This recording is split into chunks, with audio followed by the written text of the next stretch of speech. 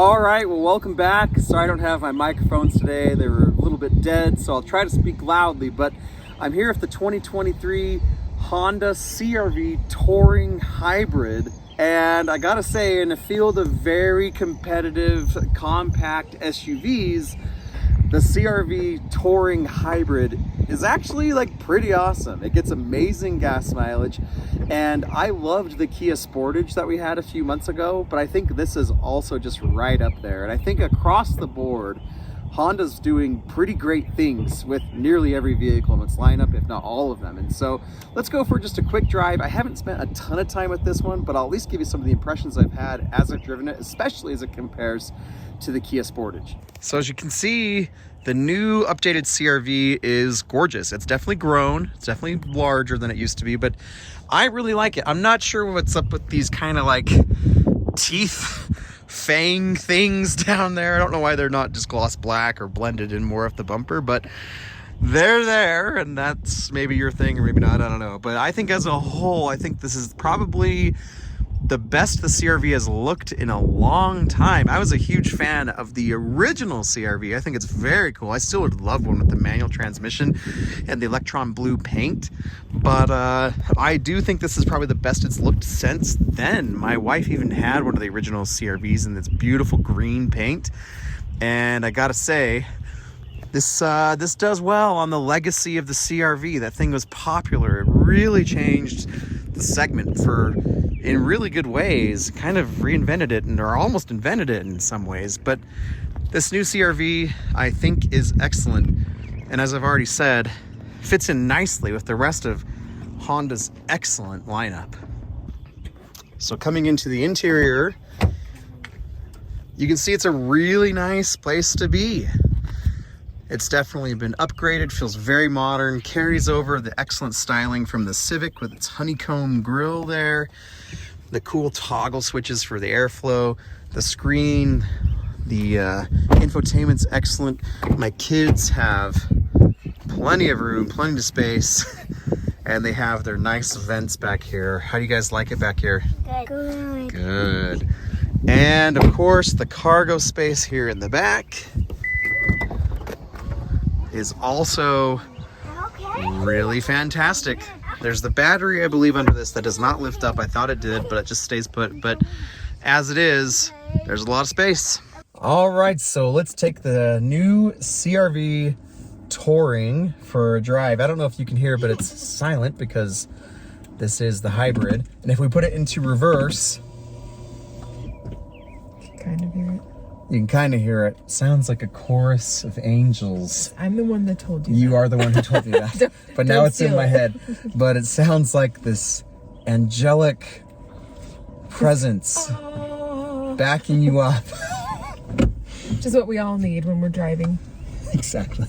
So off we go. Woo! Woo!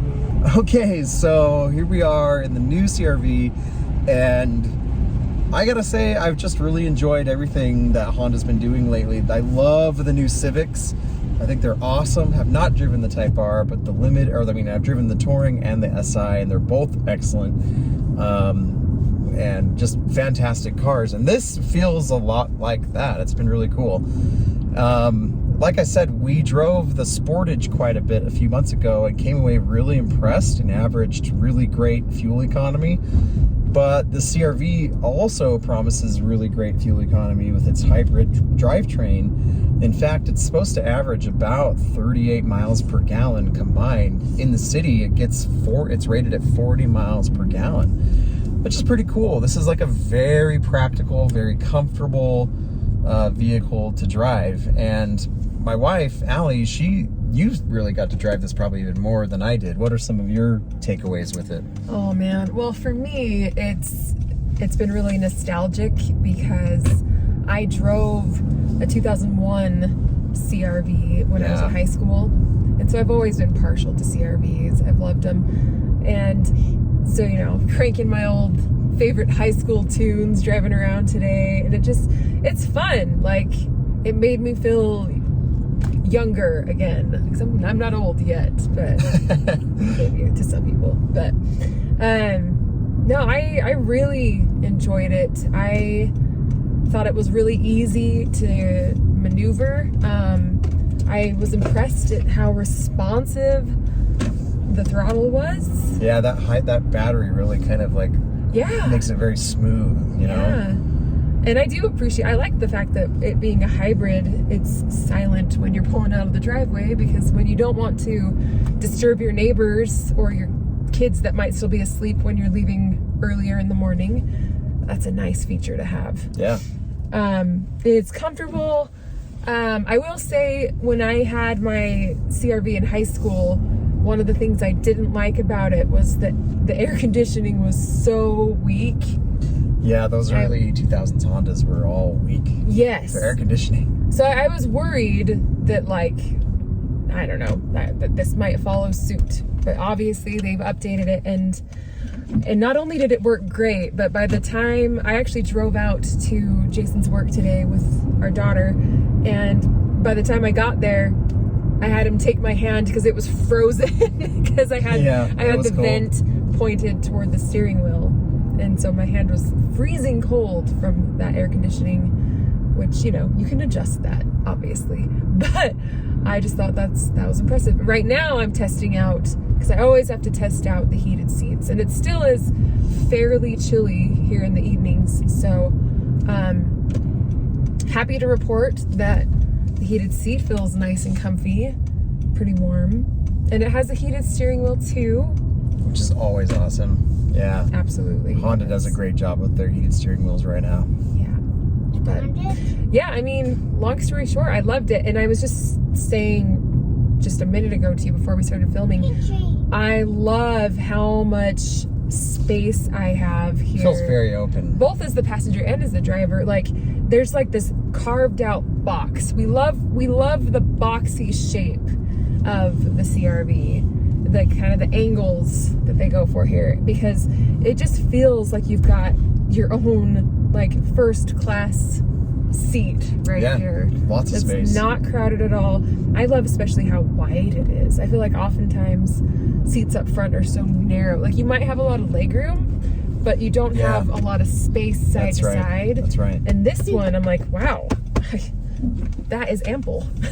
So I like that. Yeah, with the new Grand Cherokee L that we were just in too, and there's some more. There's the power.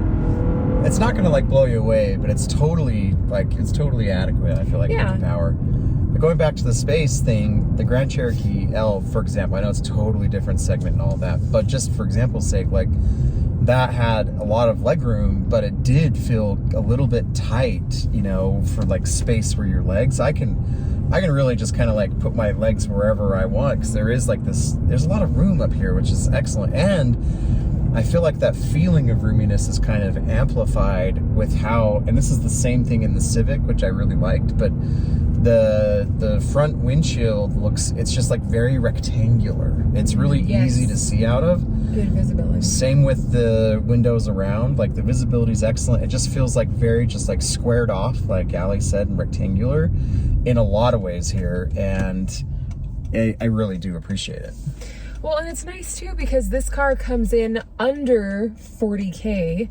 Yeah. Which, given a lot of the amenities that you get from it, like a heated seat, heated steering wheel, wireless Apple CarPlay, and Android Auto, which even our car, which costs a bit more than this one, doesn't have the wireless Apple CarPlay capabilities. And it's very clean and open. It's very simple too. Like, that's one thing that I love about Hondas, actually, is that they don't overcomplicate things, and they're just very easy to figure out.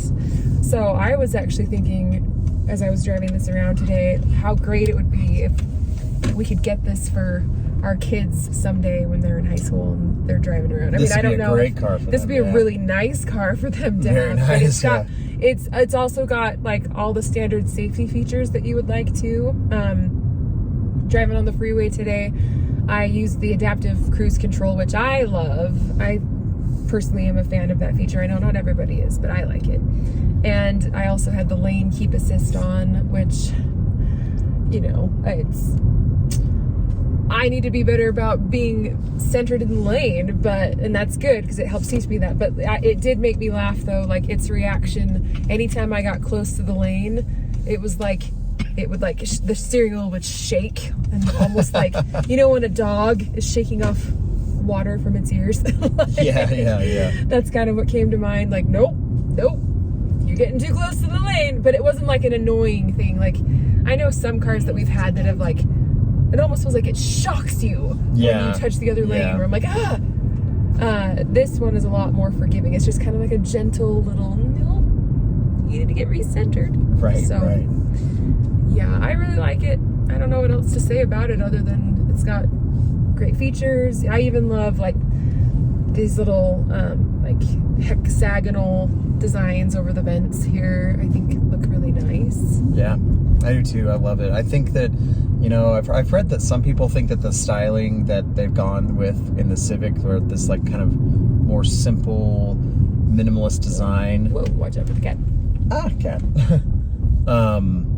Has been kind of overdone, but I still like really appreciate it. And there's a lot of interiors these days that feel like overly complex, like just overly designed, and this just is, it's pretty refreshing how simple and like linear it is, I guess. Yes. Like, it's really cool. If you're like a logical thinker, you're gonna love this car. Yeah, it just makes sense, and like it makes sense in a lot of ways. Like, this thing feels so natural. Like, there's nothing really surprising about it. Like, the brake pedal feels very natural and easy to use.